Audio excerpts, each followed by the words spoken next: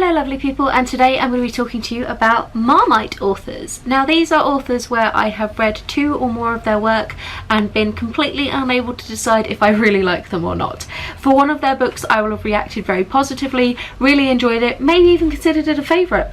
And then for the other one I will have very viscerally disliked it, or maybe just not been so impressed, depending on exactly what one of the books we're talking about.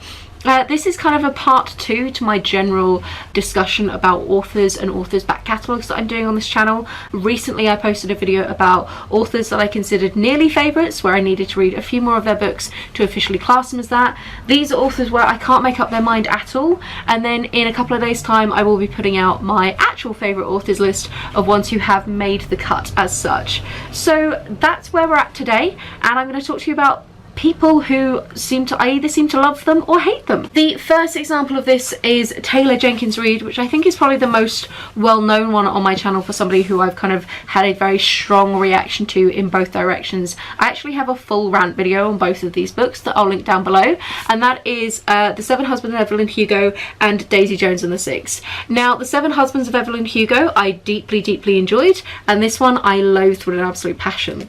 Both of them are quite similar. They're dealing with some kind of celebrity in the 60s. This one is looking at a film star and her torrid love affairs with 7 different husbands, and it's also got some excellent LGBT rep because the main character Evelyn Hugo is actually bisexual, and she uses a lot of the relationships with her husbands to cover her relationship with, I believe Cecilia might be the name of the woman who she ends up with. Daisy Jones is about a singer called Daisy Jones and a band called The Six. They go on tour together, and Daisy ends up having a very intense relationship with the lead of the band called Billy, who is actually already married, and it's about kind of their relationship and what happens there. But basically I really enjoyed this one. I thought that it was very strong, and I really liked the characters, and I thought it was very interesting and well done. This one felt very overplayed and just not that interesting to me, essentially. I thought that the characters were deeply irritating, and the format of telling it in kind of interviews and broken up rather than having all the description, I think really weakened it. Both of them, interestingly, I listened to on audiobook, so it's not like it's a format thing. I think it was just that I really disliked the characters and didn't really think this had a plot, whereas this one was doing cool stuff and a lot more commentary about the film industry, LGBTQIA rights and things like that, and just generally had more that it was working with. The next one on my list is Emily St. John Mandel. Now the book of hers that I adore, no one will be surprised about, is Station 11. This is one of my all-time favourite books, becoming one of my most read books I think on my shelf, or most reread, and I adore this book. It's post-apocalyptic fiction which is looking at a series of different characters both during and 20 years after a flu that kills 99.9% of the population. So maybe not one to read right now if you haven't got to it yet, given what's happening at the moment, but if you can ignore that fact, this is a really wonderful book. And the thing that I loved about it was the interconnectedness of all the characters, and how everything was kind of about little turning points and brushing things, and a general sort of discussion of like humanity and what is important and what will we remember if everything kind of all fell away tomorrow. The other ones I've read of hers are The Last Night in Montreal and The Singer's Gun, both of which sucked. These were some of the most boring books I think I've ever read, and I'm not even too sure exactly what happened in either of them. This one had a vaguely like crime heisty thing going on. This one vaguely had a missing girl thing going on, I think, but honestly I just wasn't interested in any of it. Neither of them really had a plot. We just kind of meandered on the same sort of characters, and kind of looking at them in combination with Station 11, I think the thing that made this one work and these really not for me is the fact that there was a major event in the form of obviously the end of the bloody world and the post-apocalyptic nature of this particular kind of survivalist fiction that made everything carry together. It made the little vignettes of the different characters make a lot more sense, and it also gave her a wider cast of characters that meant she could do much more kind of interesting looping things together. These were trying to do a similar thing, but there wasn't a big central event to tie things to in that kind of contrast of the before and after, and I don't think that there are enough characters to do the looping thing effectively. Interestingly, these are some of her older books, and this is her It's not actually her latest one. I think The Glass Hotel came out recently, but this up until that point was her latest one. So it might be seeing the progression of her as a writer. So I'm slightly more inclined to pick up The Glass Hotel, subject to some of the reviews coming out about it, because I'm really not too sure. And given that I've wasted so much time on these two, I don't know if I want to waste my energy on yet another disappointing Emily St. John Mandel book. My next author, I think, really comes down to a case of somebody being a one-hit wonder and then trying to recreate the magic and not really doing it very well. And that's Hugh Howey. So this is book one of the Silo trilogy. This is Wool, and I absolutely adored the Silo trilogy. I thought it was such a cool sci-fi, again, post-apocalyptic, dystopian future survivalist fiction book, and was fantastic. His next one that he's been working on as a series is called Sand. For me, Sand is basically trying to recreate the magic of what he had in the Silo trilogy, starting with Wool and just failing miserably. So in Wool, the story is that humanity lives in these very sunken down underground bunkers called silos that are absolutely huge, like several hundred floors high, and there's a whole kind of class thing going on there, and they've been living in these silos for generations because the rest of the outside world has been dominated by a nuclear apocalypse essentially.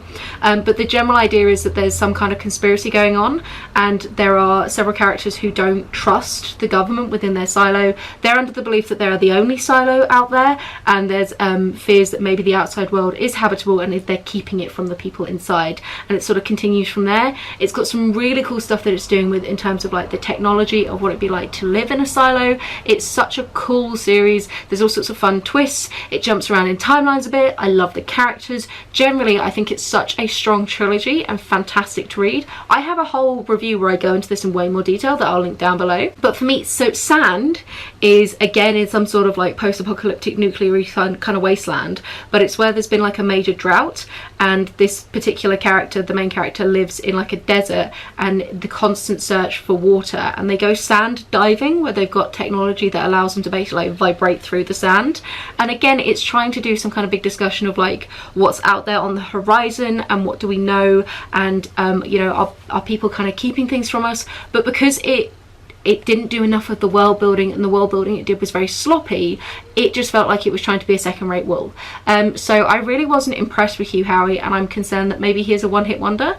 And the publication history of Wool is actually really interesting. I won't go into it right now because this video will become huge, but please do check out the review. And I think that it's the weird way of the way that the publication history went for this particular book that kind of led to some of its success, and I don't think he can sustain the hype around Sand particularly. The next one I want to talk about is John Boyne, and I have Ignoring the Boy in the Striped Pyjamas, which I've read, but I read too long ago to really remember. The two books I've read of his are A History of Loneliness and The Thief of Time.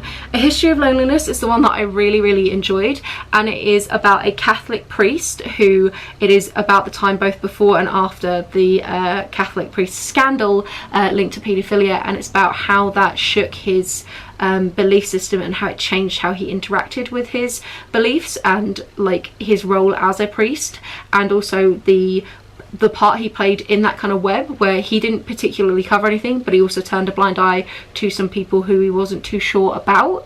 And so that was a really cool, interesting look at faith and religion and, you know, people's identities, and it was a very fascinating read in general, and I thought it really brought to life the human emotion behind a huge thing that really rocked the world at the time. Should be read in conjunction with the book Spotlight. Fantastic. The other one, The Thief of Time, is about a gentleman who is removed from time and no longer ages, and it is about his life, and it sucked. It was self-insertion fan fiction of a guy wanting to be involved in every major historical event in the past 300 years. It was completely unrealistic. It was completely dull. The female characters were just props for this guy, and the whole thing was just it was one of the worst books I read last year, potentially one of the worst books I've read of all time. I really viscerally disliked this book because the main guy was just a total wanker, and the whole thing felt very egotistical and pointless. If you want a story like that, you should read How to Stop Time by Matt Haig instead. It's 1,000 times better. So I really don't know where I stand with John Boyne, because I think his writing style itself is quite good, but I think it really depends on what subject matter he's latching onto. And I get the vibe, because I know that there was a bit of controversy about his latest book, that essentially he feels like a very hit and miss author for me, where he can either do something very well and very sensitively, or he can kind of fuck up and get really in his own head and not acknowledge his privilege as the lens that he's writing from. I have Heart's Invisible Furies somewhere on my shelf, which is another one of his, and I think that that will be a really like deciding book for me on where I stand with John Boyne and whether I want to pursue any of his other work, because I believe he has quite an extensive back catalogue as well, so that will be quite interesting to see. And the final author I want to talk about is Naomi Alderman. So this is The Power, and it's the one that I've really enjoyed, and the other one I've read is The Lessons. So The Power is probably the more well-known one, and it's I think her most recent, and this is a feminist text, which is the idea of women developing a power overnight in like a very organic fashion, where they have the ability to create electric shocks, similar to like an electric eel, and then the way that that flips the power between men and women in society. It's focused on several different characters, and it really speeds up the timeline of how these things would actually go down, in my eyes, to like bring this kind of to light a little bit more, and it makes it slightly unrealistic, but I think Naomi Alderman does it in a for a particular stylistic effect, so I didn't actually mind that at all. I loved this book. I thought it was so visceral and powerful and interesting, and I think it was doing such cool things, and that idea of like women wouldn't like kind of trying to cut down that idea of, oh, if we had a women-led society, it would just all be like blissful and butterflies and rainbows because we're all so peaceful. And actually no, like if we did get the power tomorrow, we'd be pissed and we'd make men pay, basically. So I thought it was such a strong book. The other one of hers I've read though is The Lessons. So this is set in Cambridge, and it follows a collection of characters, and it is about sort of the romance between the main guy and then a couple of the different characters through that. And honestly, all of the characters in it just suck. They're just some of the worst people ever. Most of them are rich, they're really privileged, they don't see it, they take the piss the whole time, and the whole thing is just infuriating. No one really gets their comeuppance, and I really don't know what the point to the book is. And you get to the end just feeling like annoyed and slightly grossed out by all of their actions, which means I don't really know where I stand with these two books. Like this is really difficult. One thing I think that lends more weight to Naomi Alderman is, like I've said with some of these other authors, this is her latest work, so it might be that I need to ignore her back catalogue and try the next thing that she puts out, and maybe it's the kind of thing that when she's trying to say a bit more with her book, she does it very well. But for me, The Lessons was like a character study piece that I just don't personally tend to resonate with.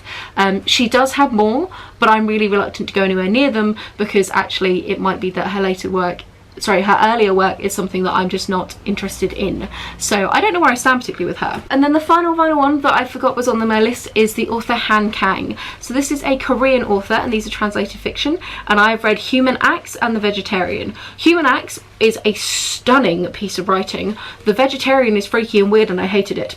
So Human Acts is looking at a particular rebellion, and I'm sorry, I can't remember where or when, but basically it's looking at some kind of vignettes of these different characters who were involved in this rebellion of some sort, and then the police brutality that like shut it down, and it's the different lenses that you can see an incident like this from. It was such a moving piece of literature that really just like spoke to me. It was so raw and powerful and amazing in the different ways to look onto kind of a political rally and a political protest, and the different things people are willing to do or not do for their belief system. And it was such a strong piece of writing that I immediately picked up The Vegetarian thinking I was going to love it. The Vegetarian is about a woman who initially becomes a vegetarian and then starts to just eschew food in general, and it's told from 3 points of view, none of which are hers. It's told from her husband, I think like a brother-in-law or a sister-in-law maybe, and then maybe her sister, but basically it just made my skin crawl. It was doing really strange things discussing food and the human body, and it was doing just weird stuff. And I know this is a real like divisive book in general for a lot of people. People either really resonate with it or, like myself, really viscerally dislike it. I can see what I think she was trying to do, but I just personally wasn't on board with how she was doing it, and it's not the reason I read. It was just too intense and creepy and doing strange stuff that I really didn't like, and I could totally see it being very triggering for anybody who had anything to do with food in their background, like not cool in the slightest. And so again, like I don't know where I stand. Another one I want to talk about is Margaret Atwood. Margaret Atwood, I've read 2 of her books. I've read The Heart Goes Last and The Handmaid's Tale. The one I enjoyed is The Handmaid's Tale. I'm going to be entirely honest, I read it a while ago now and I can't really remember many of my thoughts about it beyond this is cool, I see why it like has stood the test of time, modern classic, etc, etc. The seeds that it sowed for other authors to come on and like to continue this work. Very, very good. Well done, Margaret Atwood. The Heart Goes Last is one of the like trashiest, stupidest books I think I've ever read. It's ridiculous. We all know about The Handmaid's Tale, so I'm not going to talk about the plot line of that one. The Heart Goes Last is like a society idea where there's kind of mass poverty and mass unemployment and lots of issues going on in wherever this is set. So the local government decides it's going to try and do a new social experiment where they build a compound where essentially 50% of the people who live there, 50% of the time they will live in prison and 50% of the time they will live in a house, and then they're on rotation with people who are kind of matched up with them. So when you are not in prison, you're living in a house, but the other people who were there were in prison, and then vice versa, and you're doing things that you contribute to society in both ways. And the idea is because you have this rotation going, no one will exploit the power in either direction because you will soon become the person who could be exploited. It sounded like a really cool premise, and I was totally looking forward to some kind of social commentary stuff similar to The Handmaid's Tale, but then it just went off the deep end. There was weird amounts of like sexually explicit stuff that was a bit creepy and entirely unnecessary. There was discussion of like, there was like a drug thing going on in it, and maybe that they were smuggling out drug stuff. Then there was something to do with harvesting human babies for their blood. Then there was like a sex doll thing. At one point one of them gets smuggled out dressed like an Elvis sex doll. Then they're in Vegas. Honest to God, it was a mess. It was a total train wreck of a book, and I definitely would not recommend anyone read it. I think it's a total waste of time, which means again I don't know where I stand with Margaret Atwood. And the frustrating thing about this one was, having read The Handmaid's Tale and knowing what Margaret Atwood can do, I was especially annoyed with this book because there's a cool premise there at its heart and she doesn't do enough with it. Like the idea of prison versus being out of prison and what are prisons for, etc, etc, like that's really cool and really interesting, and instead we had weird Elvis sex dolls and I didn't know what the hell was happening. So these are some authors who I have responded to in very intense ways, in different ways. Some of my favourite books are on this list, and some of the books that I've hated the most in my life are on this list. Several of these books that I really didn't like, I wish I could go back in time and stop myself from reading. I disliked them that much. So yeah, do you have any authors like this that you react to very strongly in one way or another? And based on kind of the stuff I have listed down here, where do you think I should go with these authors in terms of their other back catalogue? Do you think I should even bother wasting my time on this anymore? That's it from me. Have a wonderful reading week, and I'll chat to you soon. Bye!